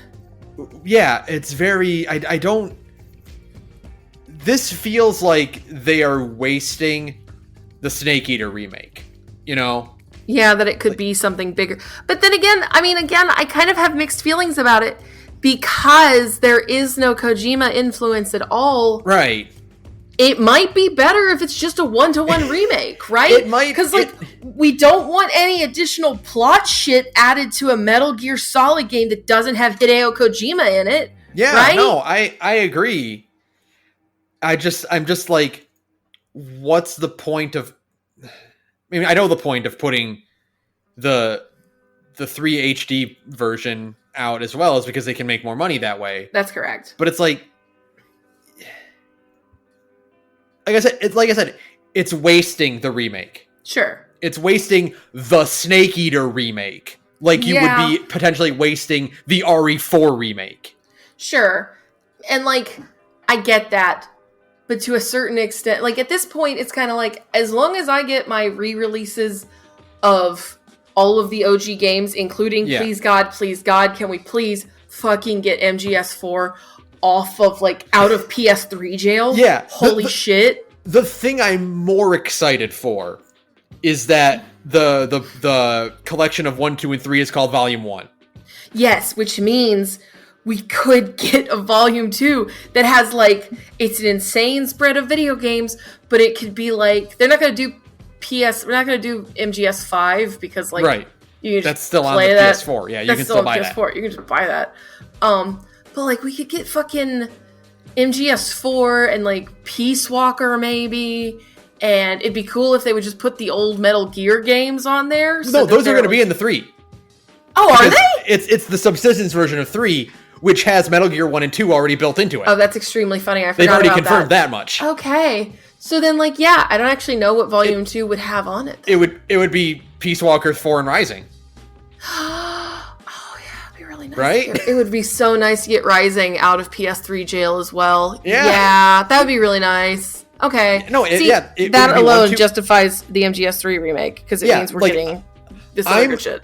I'm more excited to get PS5 versions of those 6 games than I am for Unreal Engine Metal Gear Delta Snake Eater. Sure. Because the Snake Eater remake is not going to have anything substantially new in it. It can't. Yeah. If it does, I don't want it because it's not made by Hideo Kojima, right? If they add new shit to fucking Metal Gear Solid 3, I don't want anything to do with it because Kojima's not involved. And the thing is, this isn't even you can add, I guess the most they could add would be silent missions. Sure. Just like VR stuff, right? Yeah, they could do VR. But that's about it. You can't if you're gonna reuse the old dialogue, you can't add anything. Nope. You are restricting yourself by that. You can't add new mechanics to it because you wouldn't have voice actors to explain how they work. Right. I don't know what this game is going to be. Yeah. Right now it's just a sizzle trailer as it stands. It's concerning that it is apparently being made by Konami in-house, considering yet again Konami is creatively bankrupt and really only makes gacha and sports games these days. Mm-hmm. So it's like, who is making this? Like, where is this coming from? Like, what studio is this coming from? What are you adding? All I can think is that, like, maybe the things they change are the actual world layout and stuff. Yeah, like the level design. And adding new weapons and maybe more intense survival elements or something like that. Yeah. I don't know. It just is... It's weird. It's extremely weird. The more I think about it, like, they can't change any of the bosses. No. Because you need to call the codec to explain how to fight them. Right. So, like, what are you... I don't know. It's an extremely weird decision just across the board. We should be popping off, like, on this. But I mean, like, we were for, like, RE4, right? Yeah, but, like... Or, like, RE2 even, which is, like, a more extreme example, right? Sure. But, like, it was never going to happen because Kojima is never going back to Konami for any purpose because they treated him like dog shit. I know. So, like, there is no universe where the Metal Gear Solid 3 remake was going to be anything but kind of a weird, conflicted sort of beast. Mm-hmm. So, I don't know. We'll see. It just... This would have been really cool for me especially. If you hadn't just played Metal Gear Solid 3. Yeah, and it's like... And now you get it. We're putting out this, like, insane remake, like, enhanced remake that's, like, gonna be this full-on, like, alternate timeline thing. Mm-hmm. It's like, oh, well, never mind then. Yeah, the thing is, like... And, like... I am more excited for the re-releases than I am for the remake, because it kind of goes back to this idea of, I really like Shadow of the Colossus, the PS2 version. Right, yeah. I don't like the... Blue Point, mind you, great team, right? They make beautiful games. They do extremely lavish, just gorgeous remakes, right? They made that Demon Souls remake and it was fucking immaculate. They even kept all the shit that was wrong with Demon Souls, and they probably shouldn't have, but it's fine. But Shadow of the Colossus is a better looking game on the PS2. Yes. Because of its, like, assuredly weird aesthetic sensibilities, its kind of misty atmosphere, its super limited color palette, like, all of these things come together and just make the PS2 version, like, prettier and moodier and more just, like, strange and alien the way it's meant to be, right? Yeah. In the same vein, Metal Gear Solid 3 looks better the way it looks right now. Yeah. Mm-hmm. Like, it's kind of the same PS2 kind of aesthetics, those models that are so gorgeous and so expressive, right? Right. But are still kind of have a sort of heightened reality, kind of cartoony look to them. They're not like cartoon characters, but you know what I mean. They don't look they don't look the way, like, real people look. They're not super realistic. Right. They are still obviously video game characters. There's an anime influence. There's enough of the abstract in there that they can get away with doing a lot of certain things. Yeah, exactly. And so it's, you know, you have these kind of weird, like, beautiful scenes that kind of only work because of the way PS2 games looked. And I don't think a lot of that is going to translate well to super realism, but we'll see. I guess we'll see eventually. We're gonna see what this game even fucking is. Yeah. I really hope that at some point online Konami's just like, no, we're sorry, we're just gonna redo the voice cast, and we're just gonna redo the voice cast, yeah. Because, like, Kojima's not here, but it's kind of like the RE4 thing where it's like, don't worry, you can still play the old one forever. We're never gonna not release it. Sure, like, yeah. If they're gonna put out the HD version of Metal Gear Solid 3, then go crazy and do whatever you want for the and just make something fucking insane because the original still exists. That's true. Yeah. It's in no danger of going away, so take this opportunity to really maybe flex your creative muscles again for the first time a decade. Speaking of flexing your creative muscles, though, Alan Wake 2! Alan Wake Coming! 2 is digital only. Weird thing to do. I kind of suspect that this was a mandate from like Sony or something. From like Epic. Yeah, because like I know this is going to be like a cross-platform release. Like it's not just going to be on PlayStation, right? Right. But I do have the feeling that this probably was like a mandate from like both Microsoft and Sony, and probably like Epic, I guess, whoever owns that IP now. Mm-hmm. It kind of feels like they were all like, if you put this out on a disc, it has to be $70. Like we want to market this as a $70 super game. And Remedy was like, we don't want to do that. Yeah, no, like we want to make profit off this game. We want this game to actually sell, but nobody buys $70 games unless you're Zelda. Yeah, Remedy, knowing their limits, would be like, we can't float $70. Are you kidding me? Do we look like Nintendo? Do we look like Zelda? No.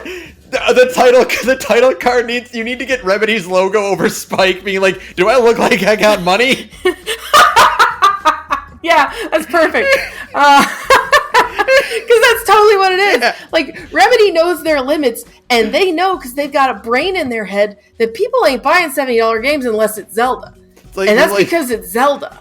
They're like, hey, Sony, you know we didn't put any, like, cool Rumble features in our game, right? Like it's still just it's still probably just gonna be, like, a pretty normal third-person adventure game. Yeah. Like a kind of spooky adventure game, because, like, the first Alan Wake is not a scary game. Like... They're like, we can't charge $70 for this. There's not $70 worth of work in this. We want this game to sell. So yeah, I'm like, I get it. And I think, like, wasn't it like EA was like, Remedy, we'll print the game for you. Don't worry, man. We can do that for you. They're like, no, we're good. We're good. We just don't want this to be $70. We want this game to actually sell. Just EA, like, are you okay, man? Like, it's okay. Do you need help? Don't put yourself down. It's like, no. We understand. We want to profit off of our product, and we know that Alan Wake does not have the weight to throw around to be $70. To be $70. This is like when your friends tell you to go hit on that chick that's like way out of your league. Yeah. And you're like, no, man, I know my limits. I'm not doing that. So good for them. Yeah. Extremely weird. I highly suspect that this is like some sort of studio meddling thing. Yeah. And they decided to circumvent it by just going like, fuck it, fine. We're just releasing digitally.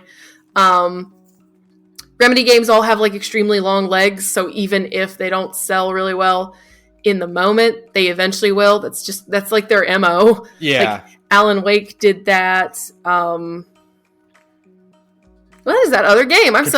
Thank you. My God. I always get Control and Returnal mixed up for some reason. Exactly. Thank you. I could just not remember it. Control is just like, both of those games had extremely long legs. They just sold forever and for fucking ever. So I get it.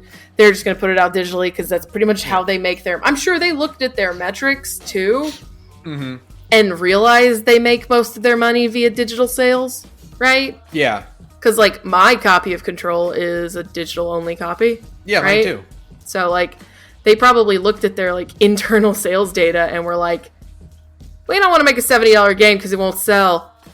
But you know what does sell a lot? Digital-only games, at least for us. So it's like, yeah, that makes perfect sense.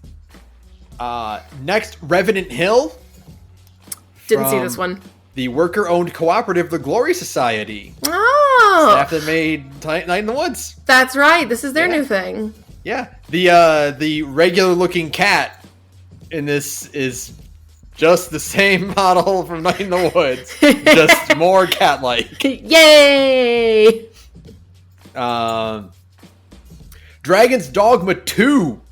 I can't believe it's not dead. I can't believe we're actually getting Dragon's Dogma 2. Good for Itsuno, right? I can't believe I have to play Dragon's Dogma now. I have to play Dragon's Dogma now. I'm happy for Itsuno though, because like I think literally one of his terms to make DMC5 was that it was like, okay, but you have to let me make Dragon's Dogma 2. Mm-hmm. If DMC5, if you let me make DMC5 and it sells well, you have to let me make Dragon's Dogma 2. And they're like, fine, fuck, do whatever you want. And so now Itsuno gets to make his weird, like, fucked up fantasy game like he's always wanted, which, like, good for him, you know? Like, I'm glad. And then there were a bunch of VR stuff. Who care?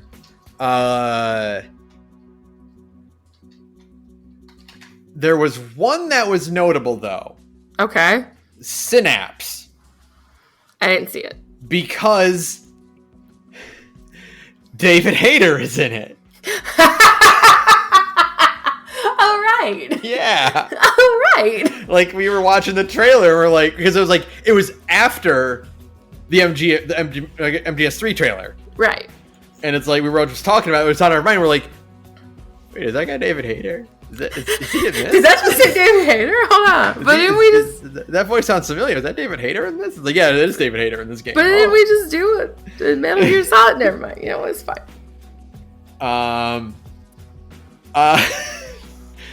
Project Q. Uh-huh. Which is, they did made a PlayStation Switch. Yeah, this is probably the dumbest thing they could... Like, this is probably one of the dumber steps they could have made. Like, you didn't make a smaller, lighter version of the PS5, which is probably what everybody really wants, because that thing is a fucking bus in my living room. Yeah. You know? Like, I think everybody would love a PS5 Slim, right? Instead, you made a streaming tablet controller monstrosity. And it's streaming. It's not like the Switch where you just plug the video game into your handheld and it works. It's a streaming thing that's not going to make any money. Hey, Sony, you know what you probably could have done and might have a chance to actually dominate the market? Is make this a handheld. Wait, why wouldn't you just make... like handheld? Why wouldn't you just be like, hey, Vita 2. We're making a Vita. Or something like that. Or just like, like some sort of handheld console that plays its own video games, right? But can connect to your PS5 and you can play your video games on your TV via your PS5, right? Yeah, you know, do the other way around. It could have been like, then you kind of have like a weird fucked up Switch competitor. Yeah, you could have competed with the Switch by being like, we're making our own handheld like Nintendo. But it like can also talk to your PS5. Like, if it had its own games, but could also just stream to your PS5 and vice versa, that would be kind of cool. You'd make gangbusters off of that. That would be way better. Yeah. But instead you picked the most insane option of them all, which is just a handheld streaming device, tablet thingy that nobody wants and is going to run like shit. Yeah, and looks terrible. I can't even comprehend holding that thing. It looks extremely bad and uncomfortable. No, thank you. And finally. Oh, no. Finally. A 12-minute Spider-Man 2 trailer. Are you happy, Ben? At least at the very... So the Spider-Man comic... is garbage. Is quite bad. It's very bad. Counts. But at the very least, you're getting a good Spider-Man video game. We're getting the movie and we're getting the game. And the trailer was so good. Venom suit? So I want to talk very quickly about like the opening of it with Kraven. Did you watch it at all? No, I haven't watched it at all. So there's like an opening like minute and like 2 minutes of like a cinematic Kraven intro, right? Sure. And it's so good because like it shows this dude walking up and he's got like a buzz cut and he's got like a black tank top and like tiger stripe gloves, and we're like, oh, is this Craven? Is this Craven? Is this like is this gonna be Craven? And then no, a dude with like a full beard and like a ponytail and like a lion head vest walks up behind him and snaps his neck. And it's like, oh shit, we're doing real Craven. Okay. We're making a real Craven. Okay, good.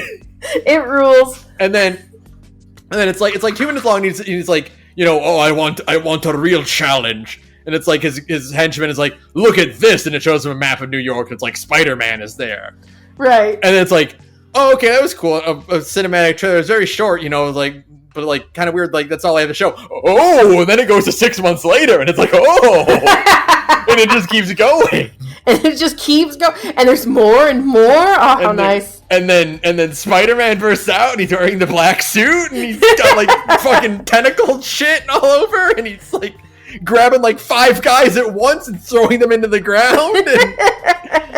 And then there's a point where he's like, oh, I won't be able to get there in time, and it's like, press square to switch to Miles. Oh, how like, nice! Oh! And then you're just like losing your mind, and I'm just like the happiest I've ever been. and it cuts to Miles, and he's doing like he's got web wings, so he's like doing the gliding thing, like the underarm webbing that like was absent in any sort of like Spider-Man media for a long time, right?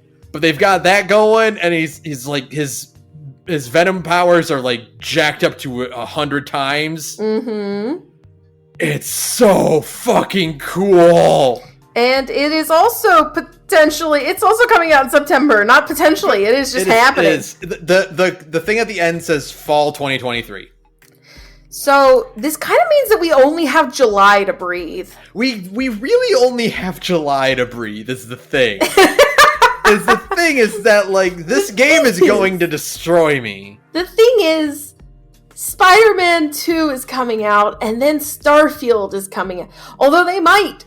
I mean, considering all the rumors yet again about Starfield, there is a non-zero chance it does get pushed back to November, right? There's potential that it does that. Which would also suck, because that means they're probably going to push it back and be like specifically like first week of November, because I know some of you are going to be in Europe, and I'm going to be like, no!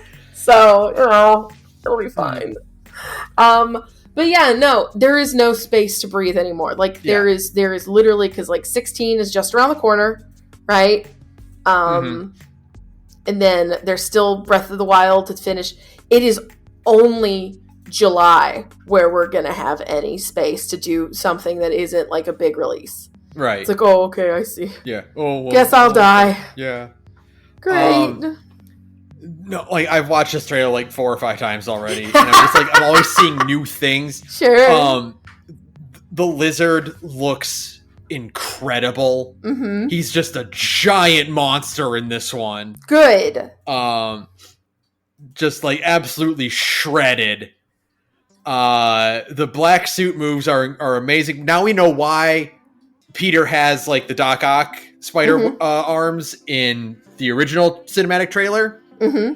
It's because, you know, eventually Miles is gonna need to knock the suit off of him, right? Because he's gonna like start to lose it, and Miles needs you're gonna get your boss fight where you fight Spider-Man as Spider-Man, which is perfect. Yes.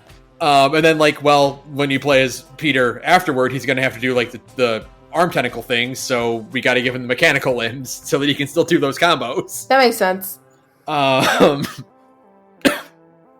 Yuri Lowenthal doing his best to sound menacing. Just channeling Sasuke again.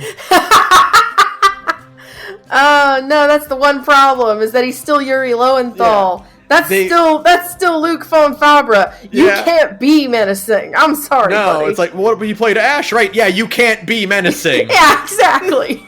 Ash is a nerd. Ash is the biggest nerd in the video game.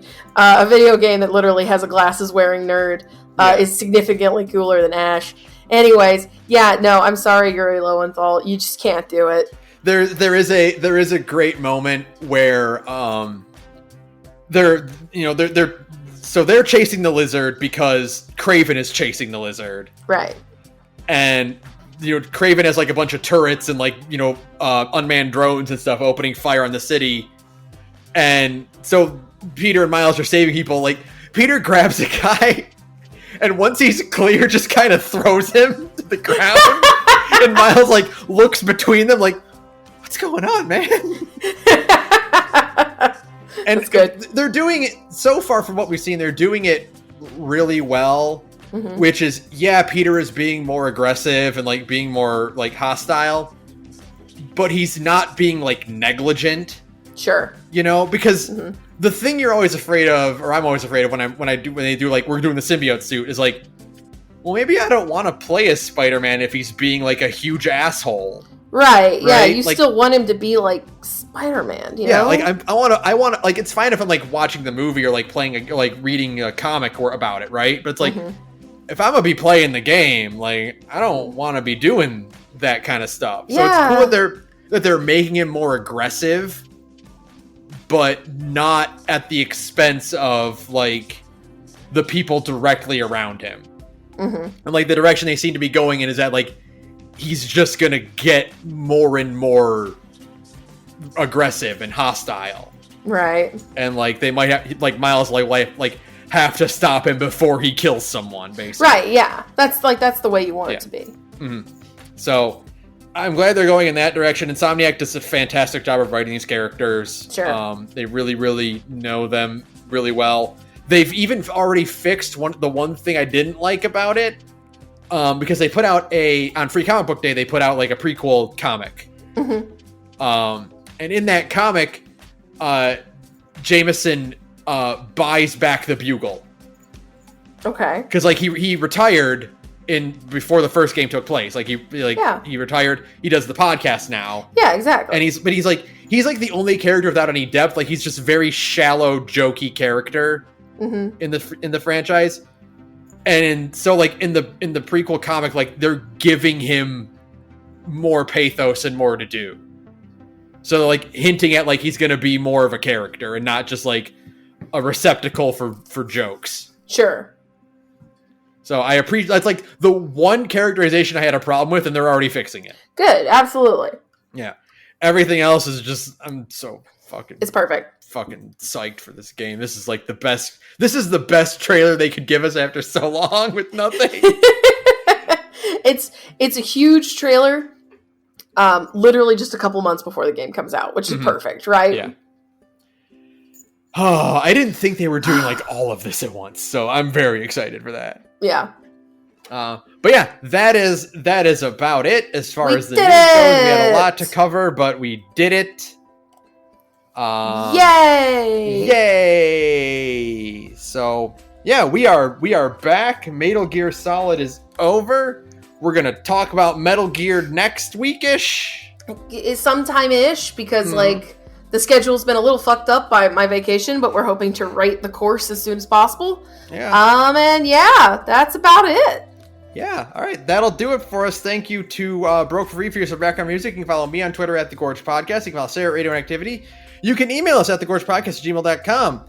And again, you can go to us at patreon.com/thegorge and join our Discord and hang out with us and talk to us about Metal Gear, because you can do that now.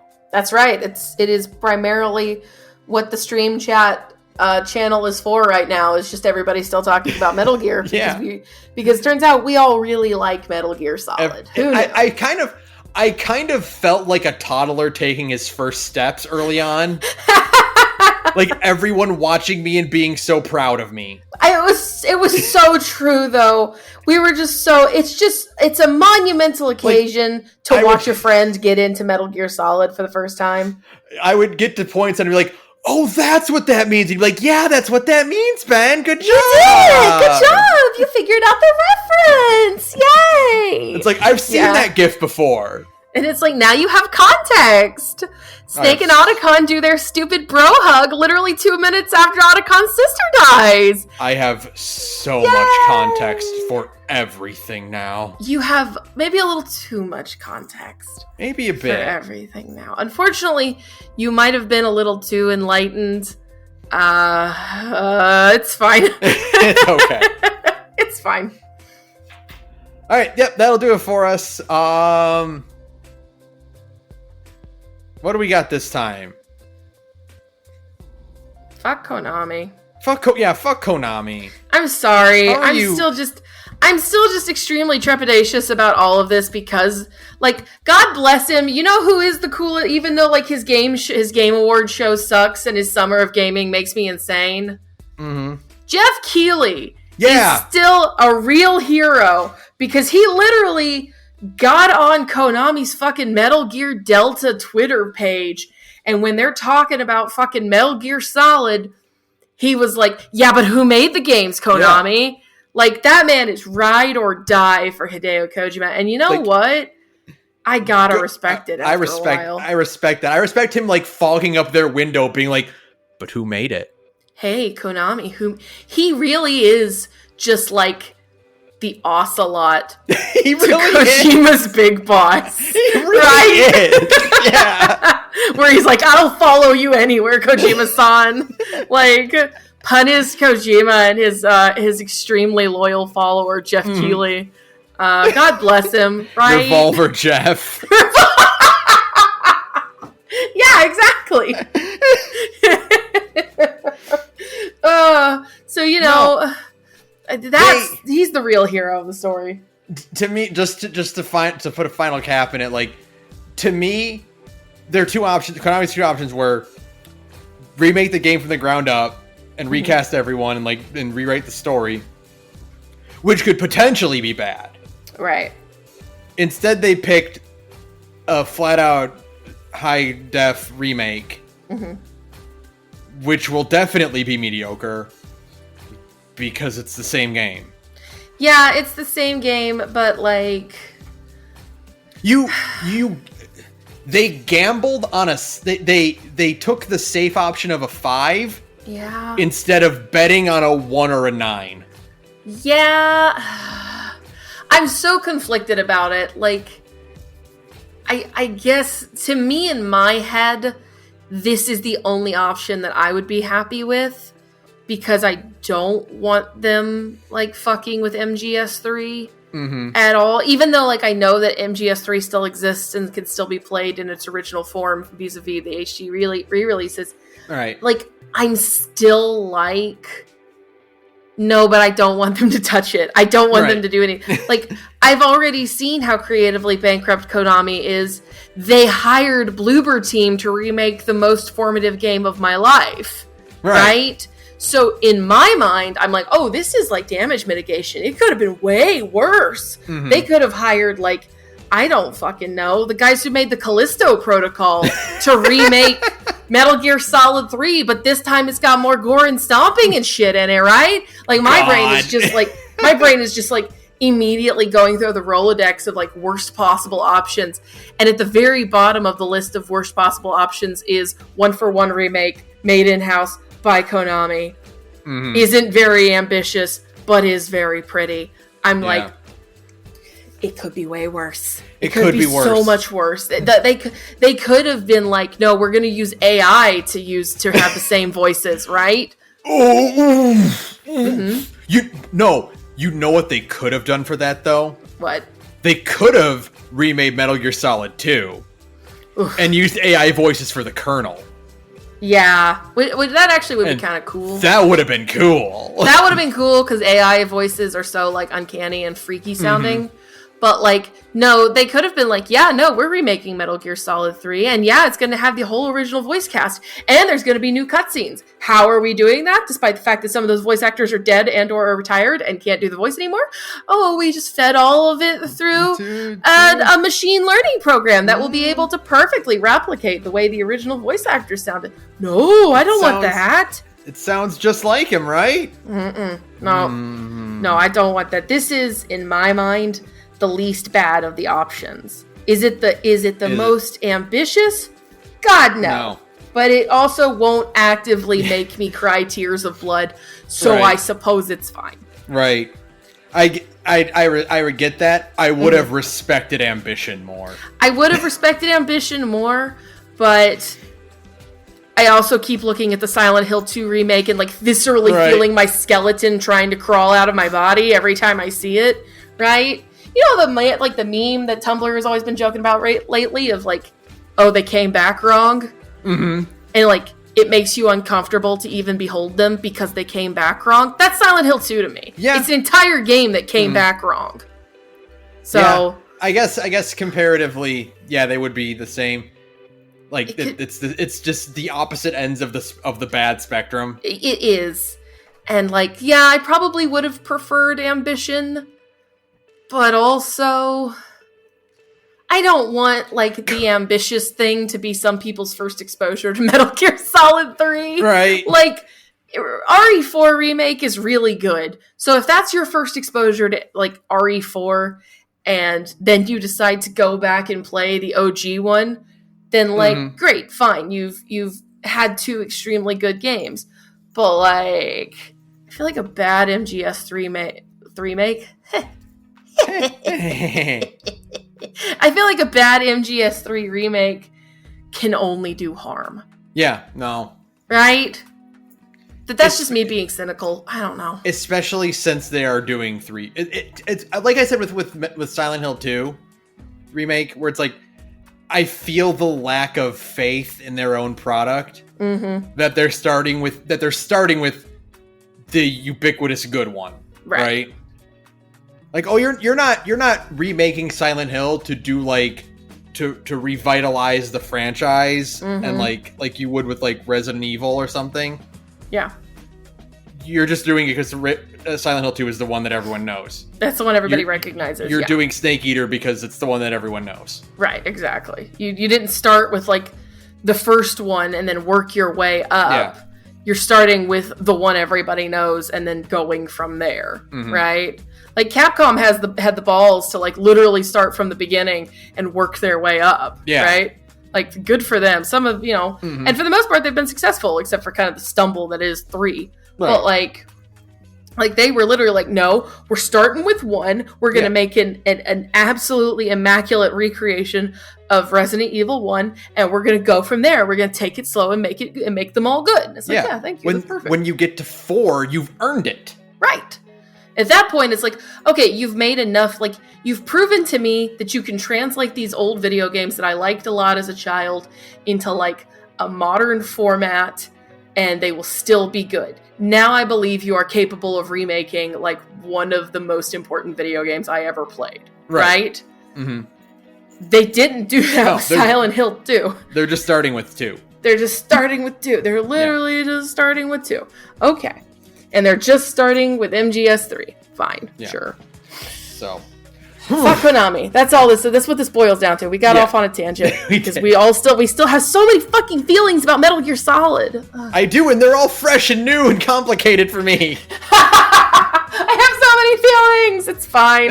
Oh, now you can listen to the State Bentley video about MGS4. Yeah, I can. It's extremely formative. I look forward to sending that to you tomorrow. I have to do that. Yeah. All right. Okay. For real. For real. Get me out of here. Good night, everyone. Good night, everyone.